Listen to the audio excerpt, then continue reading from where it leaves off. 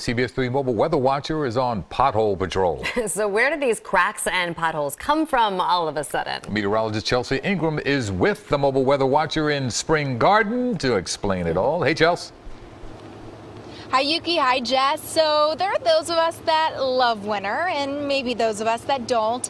One thing we can all agree upon is that we are not a fan of potholes, right?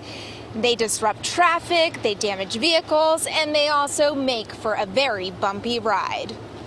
I don't know anything good to say about potholes except for they wreck your car, you know? You may have noticed more potholes on your drive to and from work lately, and there's a reason behind that. We live in a unique climate in the Delaware and Lehigh valleys, and that allows for precipitation-rich winters. Roadways are porous, and when precipitation falls, it seeps into the soil below the road. And remember that brutal Arctic chill that had us all shivering?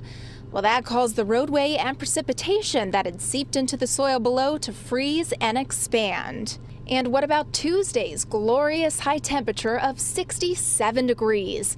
While that had a lot of us shedding the heavy coats and jumping for joy, it also caused melting of that frozen soil beneath the road, and that left behind a cavity or a gap.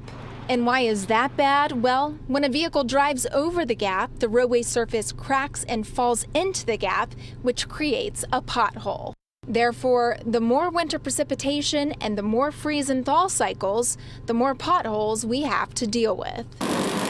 So when your commute might be a little slow due to crews fixing and repairing potholes, don't blame being late on construction. The crews have it down to a science on how to do it quickly. You can blame it on Mother Nature. Last year we had a record number of potholes that we filled. We filled over 65,000 potholes across the city.